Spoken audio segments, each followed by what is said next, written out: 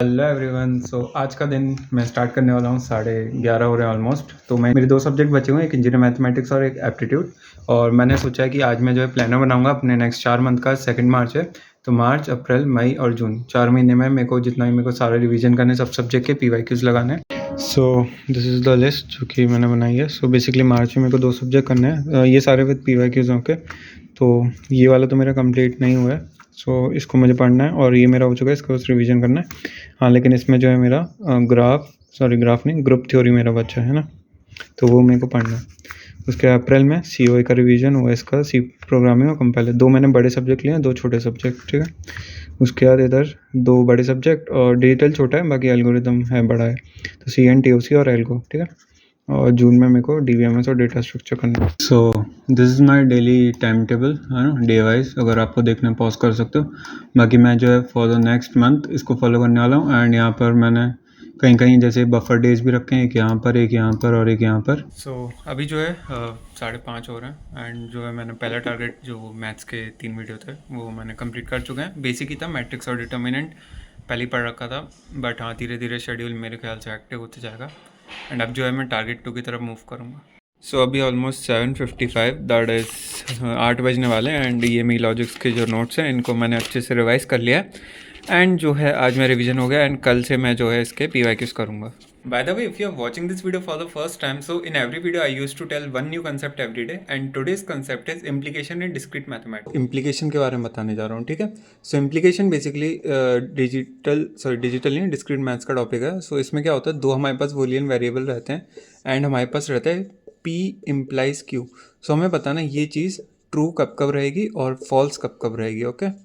सो देखो, अगर हमारे पास कोई एक वेरिएबल है ना, तो इसके 2 पॉसिबिलिटी हो सकती हैं, या तो ये 0 रहेगा या ये 1 रहेगा। जहाँ पर हम 0 को फॉल्स कंसिडर करेंगे, 1 को ट्रू कंसिडर करेंगे। सो अगर हमारे पास 2 वेरिएबल हैं तो उसकी क्या पॉसिबिलिटी हो जाएंगी। तो सबसे पहले फॉल्स फॉल्स हो जाएगी, मतलब 0 0, फिर 0 1 मतलब फॉल्स ट्रू, और फिर 1 0 मतलब ट्रू फॉल्स, एंड देन फिर हमारे पास ट्रू ट्रू हो जाएगी, okay. And then P implication Q, इसको कैसे याद करना है।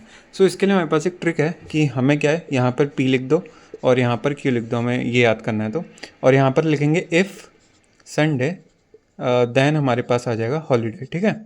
सो हमें P को जो है संडे की तरह कंसीडर करेंगे और Q को जो है वो हॉलीडे की तरह कंसीडर करेंगे।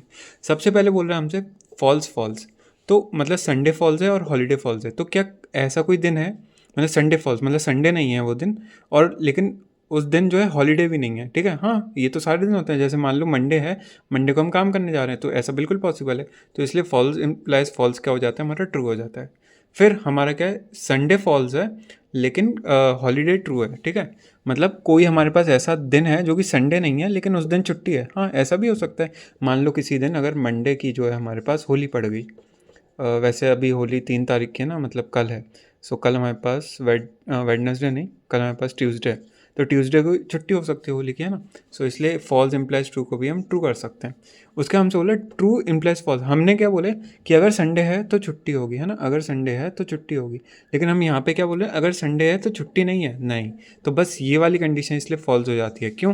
क्योंकि हमने स्टेटमेंट रखी है इफ़ संडे देन हॉलीडे, लेकिन हम यहाँ पे क्या स्टेटमेंट बोल रहे हैं कि संडे तो है लेकिन छुट्टी नहीं है, इसलिए यहाँ पे ये वाली चीज़ फॉल्स हो जाती है। और ट्रू इम्प्लाइज ट्रू, मतलब संडे है तो हॉलीडे भी है। हाँ, ये चीज़ तो ऑब्वियसली ट्रू हो गई, ओके। सो ये है इम्प्लीकेशन को याद करने का तरीका। एंड एक और मैं आपको चीज़ बताता हूँ कि P इम्प्लाइज Q को अगर हम डायरेक्ट माने, ओके, देन फिर हम Q इम्प्लाइज P को हम कन्वर्स मानेंगे, ओके। और not of P implies not of Q को हम इन्वर्स मानेंगे, ठीक है। यहाँ से रिलेट करो अगर हम इस ये वाली स्टेटमेंट बोल रहे हैं, और इसको उल्टा करके नॉट लगाना है, ठीक है। इसको उल्टा करके मतलब कन्वर्स करके फिर दोनों का नॉट लगा दो, इसको हम बोलते हैं कॉन्ट्रा पॉजिटिव, ओके। सो यहाँ पर जो पहली और लास्ट स्टेटमेंट है ना 4, सो 1 इक्वल टू 4 होती है, और अगर इसको मैं 2 और 3 नाम दूँ, सो 2 इक्वल टू मेरी 3 होती है, ओके। आज के वीडियो में इतना ही, मिलता है आपसे डे 9 में, तब तक के लिए बाय बाय।